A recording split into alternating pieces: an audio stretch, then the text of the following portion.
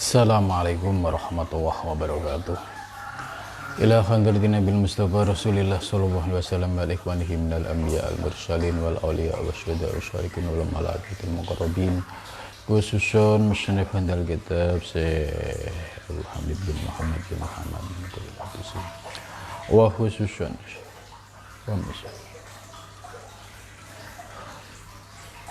Laumul Fatihah. A'udzu billahi minasyaitonir rajim. Bismillahirrahmanirrahim. Alhamdulillahirabbil alamin arrahmanir rahim maliki yaumiddin. Iyyaka na'budu wa iyyaka nasta'in ihdinas siratal mustaqim. Shiratal ladzina an'amta 'alaihim ghairil maghdubi 'alaihim waladdallin. Bismillahirrahmanirrahim. Subhanaka la ilma lana illa ma 'allamtana innaka antal alimul hakim. La haula wala quwwata illa billahil aliyyil azim. Pengajian kitab Bidayatul Hidayah pagi ini akan membahas tentang adabus sholah. Sudah masuk pada bagian praktek dalam sholat ya, yaitu mulai dari takbiratul ihram hingga salam. Fa'idha aqamta, dan ketika ya kamu sudah qomat ya. Fanwi, maka niatlah, wakul, dan bacalah fi qalbika, di dalam hatimu. Jadi ini niatnya ada di dalam hati. Ya, di fardhu dzuhri lillahi ta'ala. Ini contoh niat sholat zuhur ya.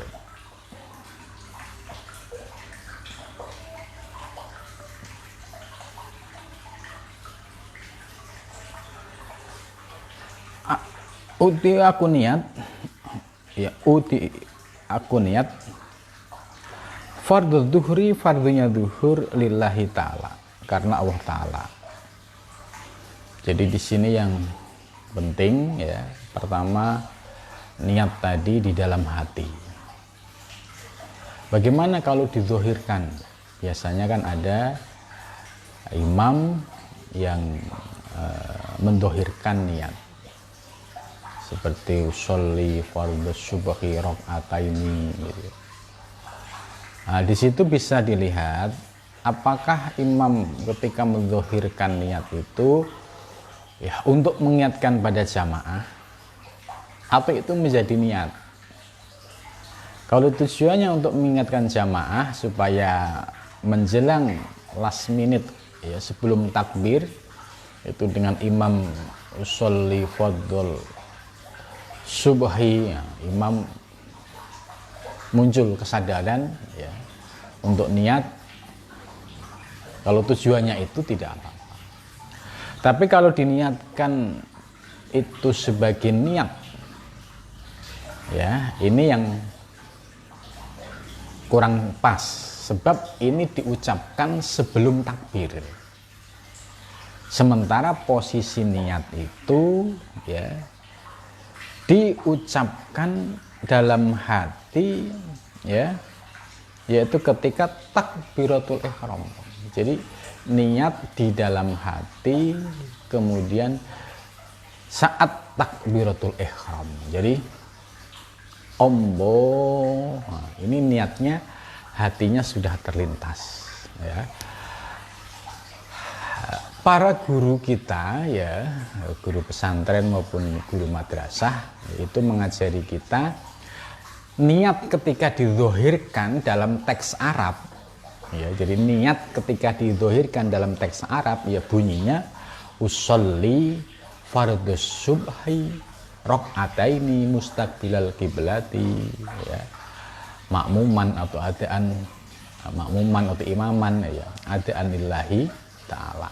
Jadi di situ sudah ada niat usolli al-qasdu, kemudian sudah ada ya ucapan fardhu Kemudian ada takyin waktu, subhi, duhri, asyri, ya. Itu sudah memenuhi syarat. Terus ada tambahan jumlah rokaat, ya, rokaat ini itu. Jadi niat yang diajarkan oleh para guru kita, ya, usolli fardhu dhuhri, itu niat yang didohirkan dalam bentuk susunan bahasa Arab, ya. Lah niat itu sifatnya universal, gitu. Dengan bahasa apapun bisa. Misalkan orang Jawa nggak bisa bahasa Arab, boleh nggak niat pakai versi Jawa? Yang penting memenuhi syarat tadi. Niat ingsun, sholat subuh, sholat fardu subuh, 2 rakaat, gitu. Tapi diucapkan fil qalbi, di dalam batin. Yang begitu juga orang Sunda, ya, dan orang-orang yang ada di seluruh dunia yang memiliki bahasa daerah yang beragam itu. Nah, inilah bahwa niat itu lintasan hati seorang hamba ketika akan melakukan sholat. Itulah dalam fikih itu para ulama fikih terutama mazhab Syafi'i dan guru-guru kita membuat susunan niat. Untuk apa? Ini membantu bagi orang yang sedang belajar. Kayak orang pemula sedang belajar, oh ngerti struktur niat itu ada usolli, ada fardhu dhuhri, ada ketentuan fardunya, karena ada sunnatal dhuhri, ada fardhu dhuhri. Ini berarti kalau fardhu ini berarti sholat fardu. Terus ada jumlah rakaatnya, sebab seperti ketika musafir itu bisa, ya, qashar, duhur bisa rokaat ini. Nah, kalau biasa arba rokaatin gitu. Ya, jadi di sini yang perlu kita pahami bahwa niat itu lintasan di dalam hati untuk melaksanakan sholat tadi. Nah, soal bahasanya lintasan batin itu ya siapapun manusia, ya, itu punya lintasan batin dan itu yang dengar oleh Allah Subhanahu wa taala. Nah, sedangkan tadi posisi kalau ada imam usolli sebelum takbir nih, usolli fardhu subhi rakaataini, nah, misalkan dibaca kenceng, ya, itu dilihat. Kalau niatnya dibaca kenceng tujuannya supaya makmumnya, ya, tahu, ya, untuk persiapan niat sholat, maka itu lebih baik. Tapi kalau diniatkan niat sholat, ini tidak tepat tempatnya, karena posisinya sebelum takbir. Baru usolli fardhu subhi, baru Allahu Akbar. Nah, kalau misalkan solusi yang tepat, misalkan dia mengucapkan dohir usolli fardhu subhi rakaataini, tapi ketika takbir dalam hatinya dilintaskan lagi usolli fardhu, lintasan niat, enggak pakai, ya tidak usah pakai bahasa Arab, pakai bahasa apapun, ya Allah Maha tahu. Nah, itu esensi daripada niat gitu, ya. Maka ini penting untuk menempatkan niat secara tepat pada tempatnya.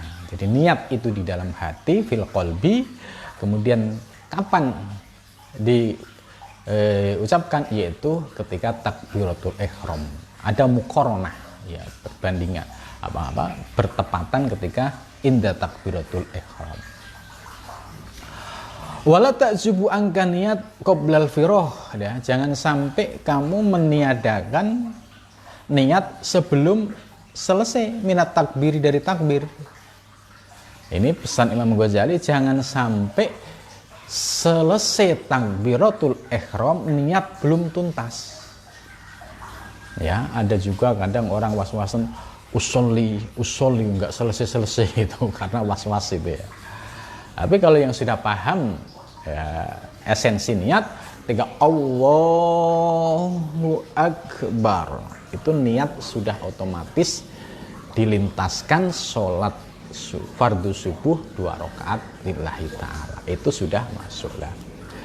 Imam Ghazali menjelaskan jangan sampai ketika Allahu Akbar, sudah akbar selesai begini baru lintasan niat, ini nggak boleh.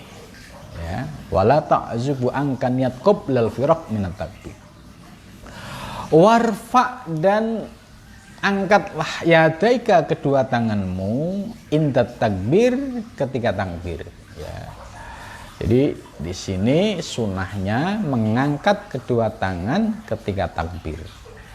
Ba'da irsalihima setelah ya melepas kedua tangan awalan pertama kali ila hadwi mangkibaihi ya bertepatan dengan pundak.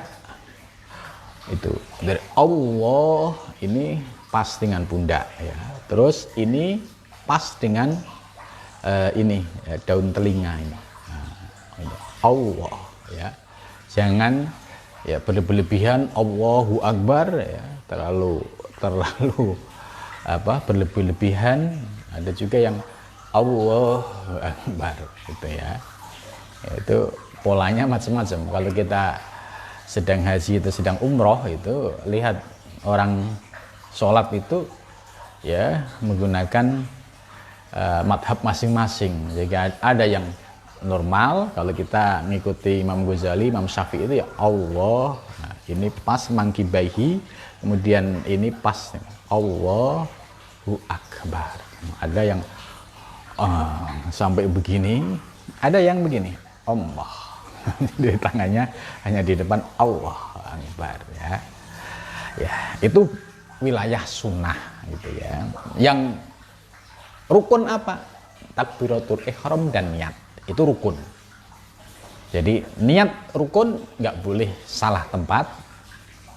Takbiratul ihram rukun juga harus tepat ya. Sedangkan mengangkat tangan menurut kita fikih ya seperti Fathul Qorib dan lainnya itu termasuk wilayah sunnah.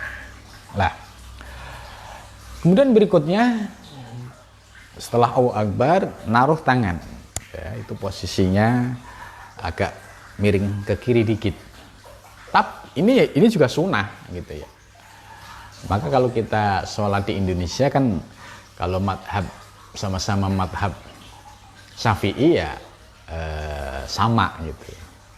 Tapi kalau kita ya sholat di Masjidil Haram atau Masjid Nabawi ketika umrah atau haji itu ada Allahu Akbar langsung tangannya tidak sedekap gini, langsung begini. Itu juga ada.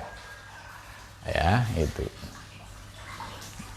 Jadi kita bisa memahami mana yang rukun, mana yang sunnah. Kalau kita sudah bisa memahami, akhirnya kita menjadi orang yang ya wawasan luas ya, bijak, tidak ngotot bahwa harus begini, tidak ya, karena ada madhab lain yang membolehkan dan itu bagian dari sunnah gitu ya. Wahuma mabsutatani wa asobi ahuma mansuratun ya, jadi harus benggang, itu maksudnya jangan terlalu begini ya, normal aja biasa.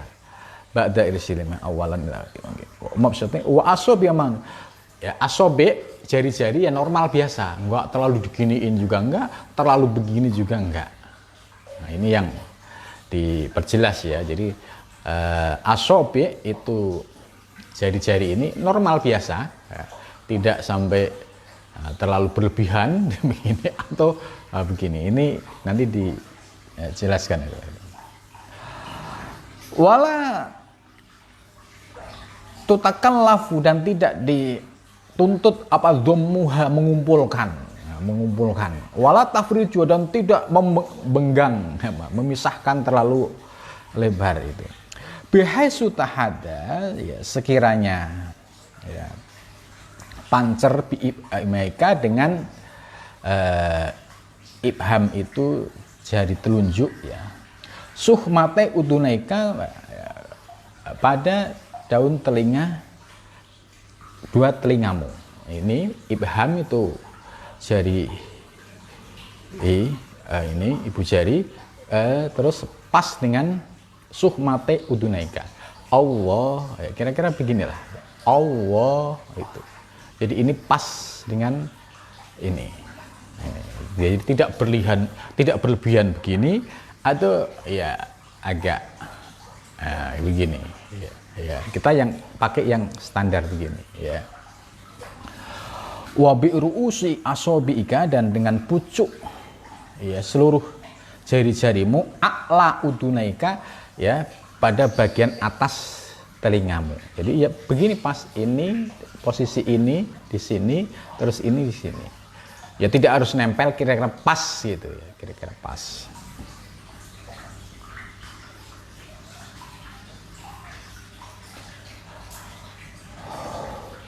A'la udunaika wa bikafaika, dan dengan dua telapakmu, mangki baika, ya, yaitu pada pundakmu, ya.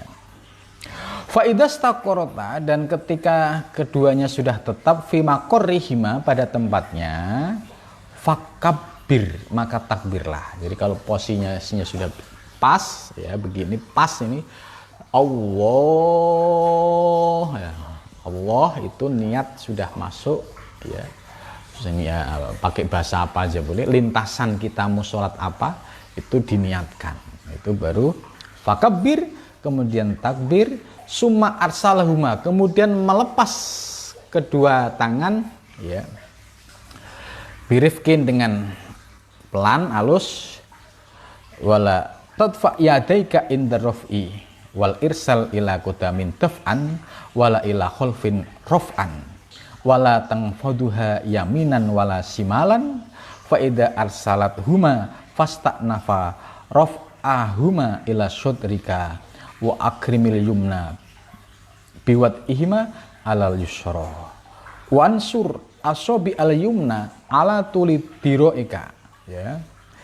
Jadi waqbid biha alaku iha wakul ba'da takbir, ya, Allahu Akbar, ya. Jadi tadi menurut Imam Ghazali, ya, ini persis dengan Imam Syafi'i, ya, Allah terus begini taruh, jadi tangan ini di kok ini siku, ya, posisinya begini, tidak terlalu begini juga tidak terlalu begini, gitu ya.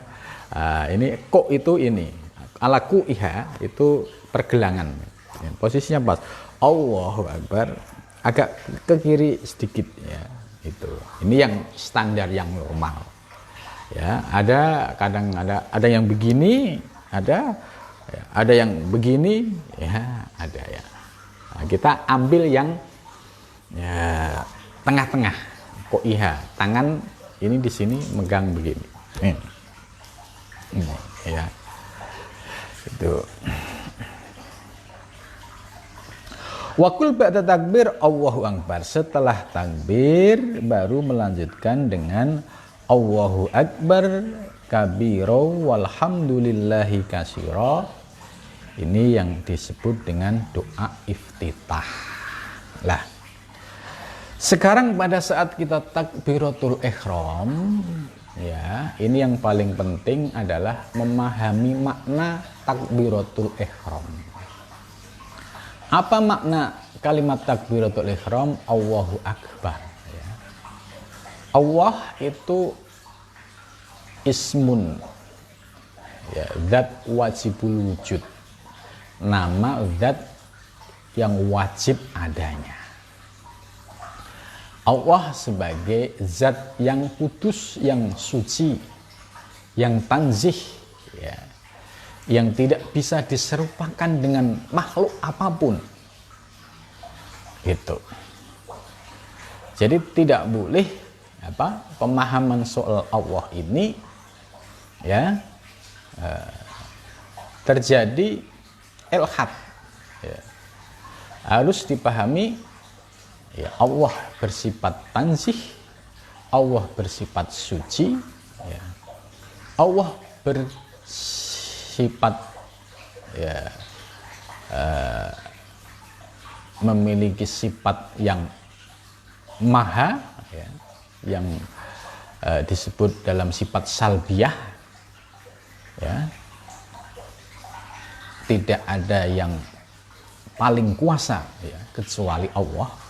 Tidak ada yang maha sempurna kecuali Allah, itu harus udah mulai ditanamkan di dalam diri kita. Jadi ketika Allah, ingat zat yang maha suci, zat Allah itu nama dari zat wajibul wujud, ya. Kemudian kata akbar, ya, ini tafdil, ya, tafdil artinya lebih besar. Berarti selain Allah ya kecil gitu. Jadi dengan menggunakan tafdil ini menunjukkan bahwa Allah itu ya di atas segala-galanya. Maka akbar, ya, Allah maha besar, Allah paling besar. Lah, paling besar ini bukan berarti dalam bentuk fisik, itu tidak, tapi maha besar kekuasaannya, yang tak terbatas, maha besar segala-galanya. Lah, diri kita ini bagian dari ciptaannya. Kalau kita menyadari kita ini ciptaan Allah, ya, pada saat kita mengucapkan takbir Allahu Akbar, Allah yang maha besar, berarti selain Allah kecil, selain Allah sirna. Dengan demikian keakuan-keakuan di dalam diri kita, keangkuhan, kesombongan, ya, merasa ganteng, merasa cantik, merasa kaya, merasa paling berilmu, ketika takbir itu runtuh keakuan-keakuan itu, melebur pada kebesaran Allah Subhanahu wa taala. Ternyata yang maha besar hanya Allah. Kita hamba, ya, misalkan kadang muncul di dalam diri kita ini merasa paling bersih, paling suci, sehingga kita merendahkan saudara yang lain. Kemudian muncul keakuan dan kesombongan. Karena apa? Dirinya merasa paling hebat di antara yang lain. Nah, ini kan khayalan diri kita.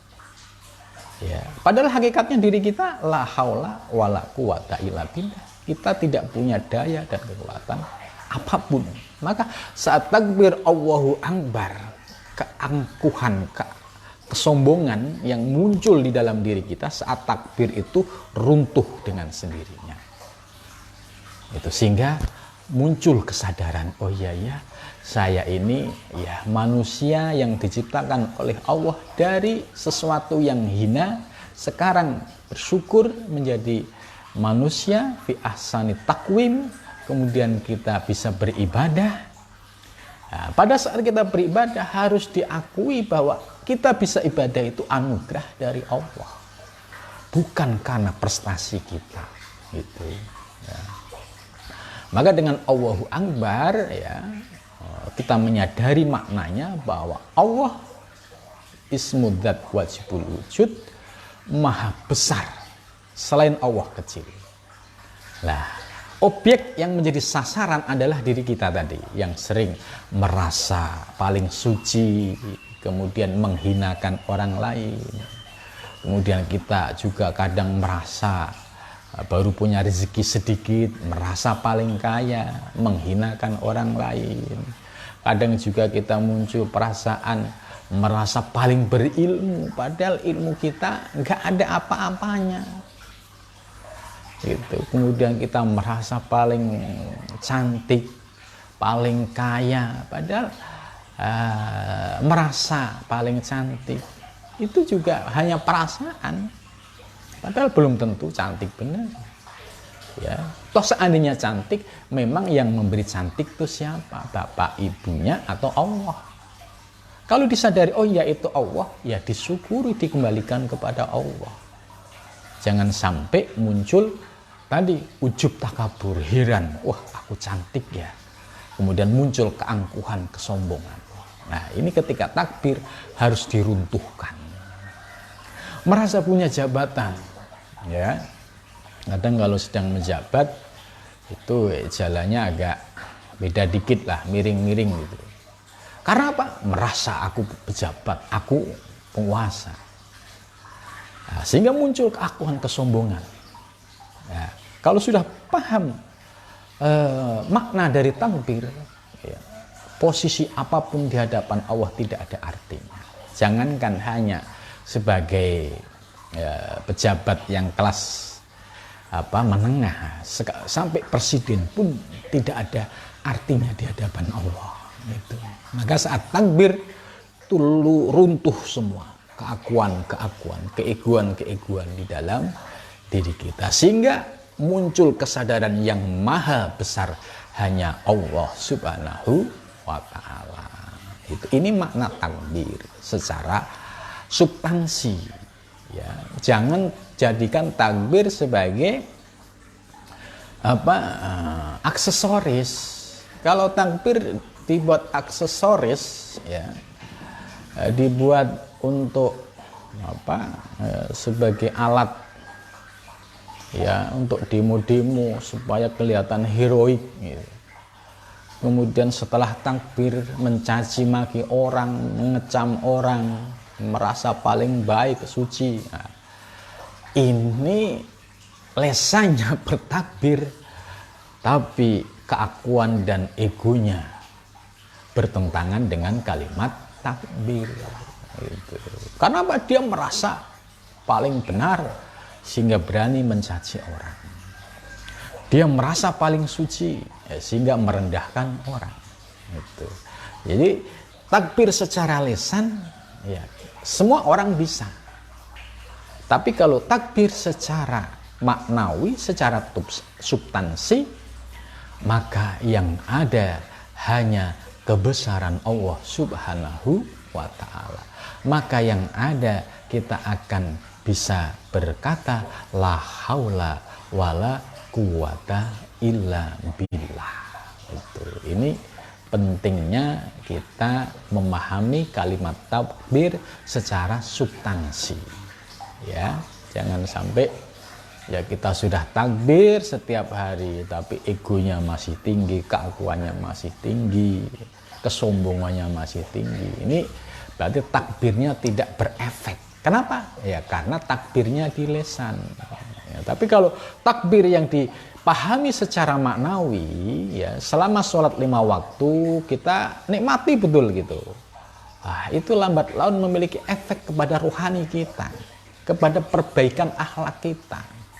Akhirnya yang sebelumnya angkuh sombong kemudian menjadi sifat tawadhu. Yang sebelumnya itu merasa hebat segala-galanya, akhirnya malu, merasa tidak punya daya apa-apa. Inilah pentingnya memahami makna substansi dari kalimat takbir, ya. Jangan sampai takbir kita hanya takbir-takbiran, tidak memiliki efek dan pengaruh ke dalam diri kita, ya.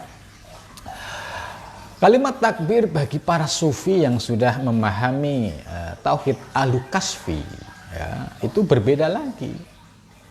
Jadi ketika Allahu Akbar yang muncul dalam kesadarannya melihat alam semesta itu, ya yang ada hanya Allah. Itu yang lainnya sirna fan. Kuluman 'alaiha fan wa yabqa wajhu rabbika dzul jalali wa ikram.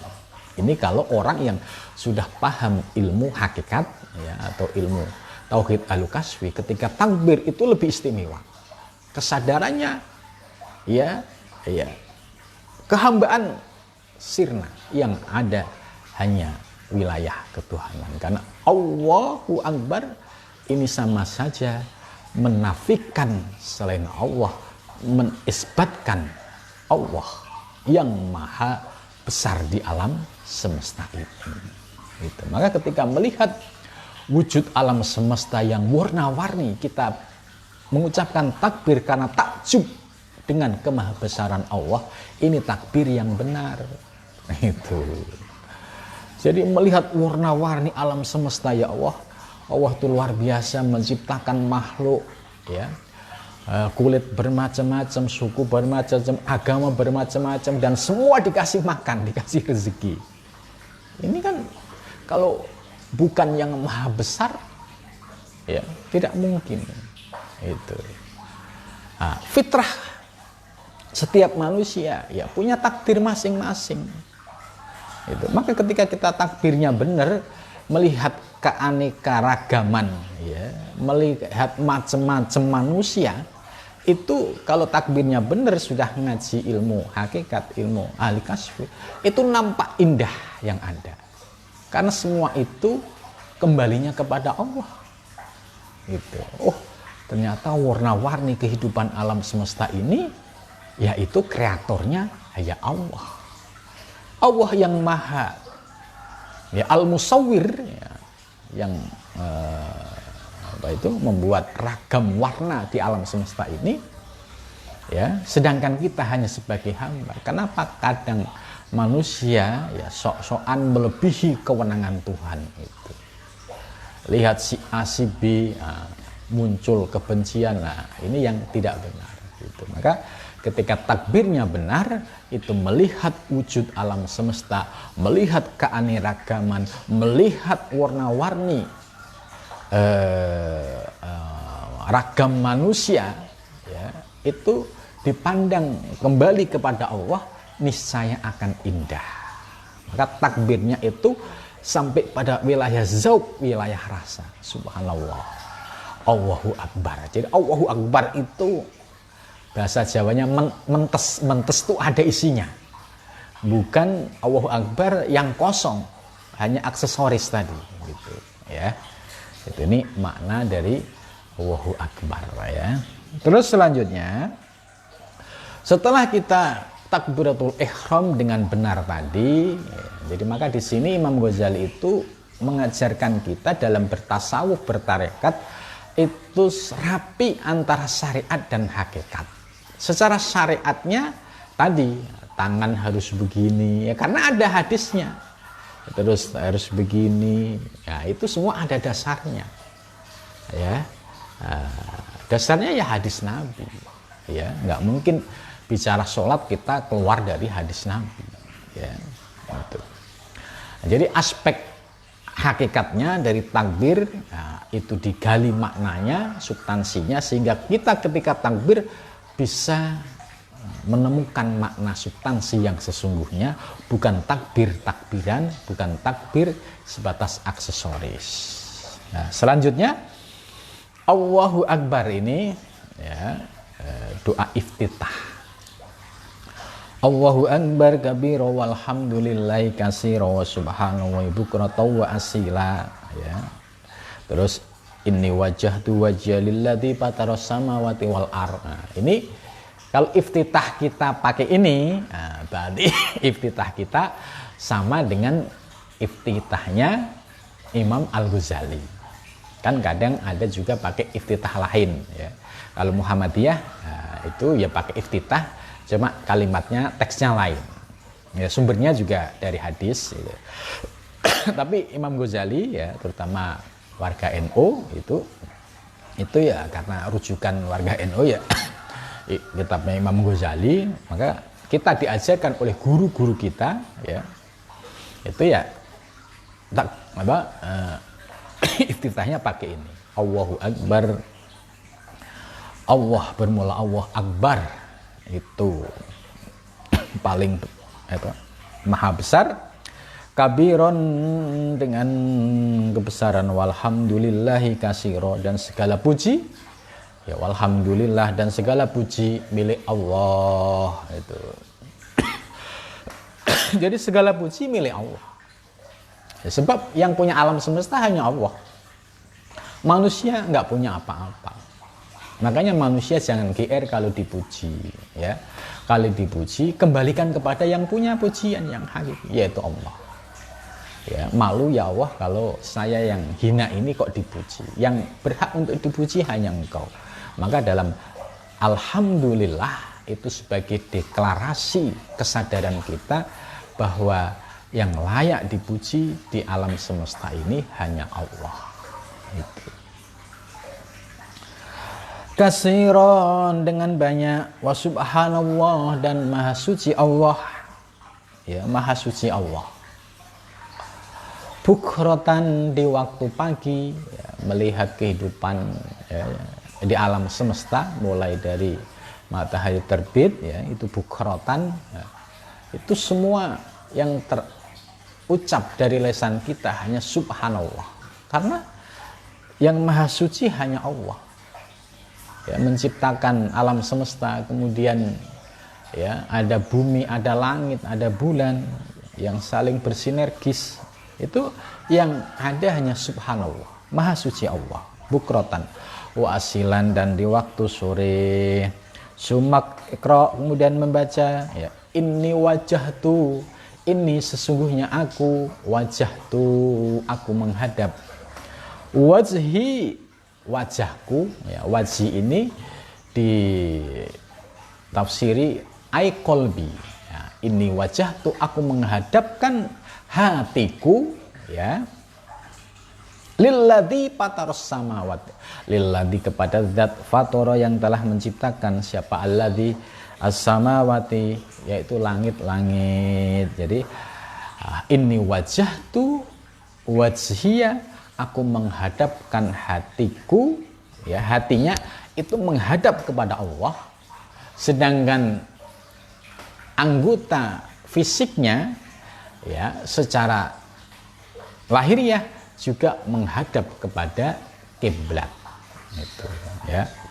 Jadi anggota fisik lahiriah ketika sholat kita harus menghadap kiblat, ya, karena kiblatnya ya berada di Mekah, ya kita harus menghadap kiblat. Tapi di dalam diri kita ada hati, ya. Maka kiblatnya pada saat kita takbiratul ihram, yaitu jadi ada kiblat lahiriah, ya fisik, ada kiblat batinnya. Mana kiblat batinnya? Yaitu al-qalbu, hati. Maka ketika ini wajahtu wajhiyah, sesungguhnya aku menghadapkan lahir dan batinku, nah, batinku terutama kalau lahiriahnya menghadap kiblat, kalau hatinya menghadap Allah Subhanahu wa taala. Lilladzi kepada zat fatara yang telah menciptakan as-samawati wal ardh, yaitu zat yang telah menciptakan langit, ya langit kita ingat begitu luasnya, tak terbatas, wal ardh dan bumi. Nah, bumi ini semua adalah ciptaan Allah gitu. Jadi akhirnya muncul kesadaran, ya khusyuk khudur itu akan mulai dirasakan gitu kan. Hanifan musliman, hanifan, nah, di sini ada kata hanifan. Apa makna hanifan? Di sini Syekh Imam Nawawi menjelaskan aima ilan ala kulli dinin ila dinil Islam, yaitu artinya ya condong kepada akidah yang lurus, ya akidah yang muwahhid, akidah yang murni mengesahkan Allah, itu hanifan. Maka ajaran Nabi Ibrahim itu ajaran hanif. Kenapa? Ya ajarannya hanya menyembah kepada Allah Subhanahu wa taala. Termasuk ajaran Nabi Muhammad, ya itu juga ajaran yang hanif. Kenapa? Karena kita tidak boleh menyembah kepada selain Allah. Lah, supaya hanifan itu lahir batin, ya, supaya hanif, ya, kita itu pandangan lahir batinnya itu benar-benar lurus, ya. Secara lahiriah mungkin kita sudah tidak menyekutukan Allah, ya, karena kita tidak menyembah berhala, tidak menyembah patung, ya. Nah, kemudian yang menjadi masalah itu yang batiniah kita. Apakah batiniah kita masih menuhankan selain Allah? Ya buktinya apa ya? Buktinya kalau kita punya masalah tidak dikembalikan kepada Allah, tapi nyarinya ke dukun. Nah ini berarti kita belum hanif. Itu. Kita mau sholat itu ya untuk menghadap Allah. Tapi kadangkala kita ketika mau sholat ada bisikan-bisikan yang memotivasi, yaitu bisikan riya, yaitu supaya kita ingin dilihat oleh tetangga, oleh orang lain bahwa saya ahli jamaah, ahli ibadah. Nah, kalau lintasan kita masih kepada makhluk, ini juga belum hanif. Jadi makna hanif meliputi aspek lahir dan batin. Nah, kalau secara lahiriah tadi syirik yang disebut syirik jali mungkin kita tidak, ya, karena kita sudah bersyahadat dan tidak menyembah berhala. Tapi yang aspek batin tadi, ya, ada riya, ya, ini riya ini yang gerakan adalah iblis. Terus membayang-bayangi ketika kita akan melakukan ibadah, mau sholat, riya datang, tujuannya hanya pengen dilihat orang. Setelah ibadah, riya datang lagi, gitulah. Supaya hati kita termasuk hanif, ya, lurus, yaitu benar-benar menyembah Allah, maka harus dibersihkan dari syirik jali maupun syirik khafi. Maka baru kita merasakan hanifan, ya, yaitu benar-benar lurus, yaitu akidah kita menjadi muwahhid itu. Bagaimana kalau kita sholat iya, gitu. Cuma terkadang lintasan-lintasan ke makhluk ini kan muncul, ya, tidak enak sama tetangga, sholat kok nggak enak gitu.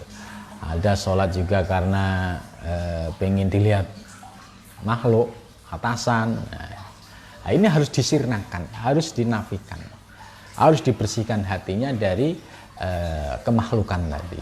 Itu baru hanifan, ya, akidahnya lurus, suci dari syirik jali maupun syirik khafi, ya. Musliman itu isim fa'il dari aslama, yuslimu islaman bahwa muslimun. Jadi muslimun itu orang yang berserah diri kepada Allah. Kalau kita akidahnya sudah lurus tadi, sudah tidak ada sesuatu selain Allah, ya, hanya Allah, ya, ilahi anta maksudi waridho wa matlubi, ya. Nah, kemudian musliman, kita akan menjadi orang yang benar-benar bersandar kepada Allah Subhanahu wa taala. Ya, bukan muslim sebagai identitas dalam KTP, tapi muslim secara maknawi, yaitu kita punya penyerahan totalitas kepada Allah Subhanahu wa taala. Kita pasrah atas kehendak Allah Subhanahu wa taala. Kita memohon pertolongan, ya, kepada Allah Subhanahu wa taala. Jadi hati kita senantiasa menghadap Allah Subhanahu wa taala, tidak berpaling dari Allah, ya. Wa ma ana minal musyrikin, ya, ini namanya manafi, ya. Wa ma ana, dan tidak ada siapa ingsun, siapa aku, minal musyrikin, termasuk orang-orang yang menyekutukan, gitu. Jadi kalau kita menghadap Allah dengan lahir dan batin, dengan hati, kemudian hati kita lurus, tidak karena makhluk tapi semata-mata Allah, karena Allah, kemudian sikap kita, pasrah kita, ya, totalitas kita kepada Allah, maka wama ana minal musyrikin, ya Allah, aku ini bukan termasuk orang-orang yang menyekutukanmu, ya Allah. Nah, musyrik ini memiliki makna dua. Musyrik itu orang yang melakukan kesirikan, isim fa'il, ya, asyroko yusriku, ya, bahwa musyrikun, ya, menjadi musyrikin, ya, orang-orang yang menyekutukan. Menyekutukan apa? Ya tadi, mau sholat masih karena makhluk, ini masih musyrik, ya, masih musyrik. Kenapa? Musyriknya karena tadi musyrik yang syirik khafi, karena masih ada lintasan kepada makhluk, bukan musyrik yang jali yang seperti menyembah berhala, tidak, ya. Kita ini problemnya, tantangan kita adalah bagaimana kita membersihkan dari syirik khafi tadi, yaitu seperti riya, ujub, takabur yang ada di dalam diri kita lah.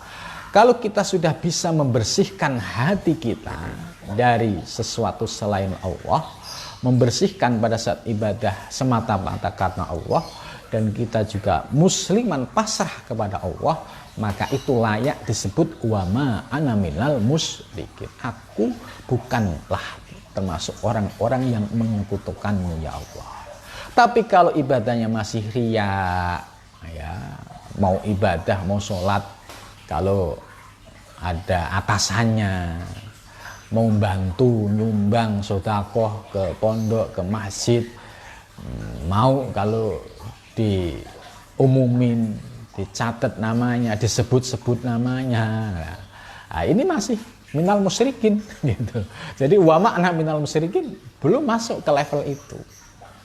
Jadi wa ma'na minal musyrikin itu ya bagi orang-orang yang sudah muwahhidin, benar-benar mengesahkan Allah Subhanahu wa taala. Selanjutnya inna sholati, sesungguhnya sholatku. Nah, ini pengakuan kita. Inna sholati, sesungguhnya sholatku. Nah, kita bisa sholat itu. Wan nusuki, dan ibadahku.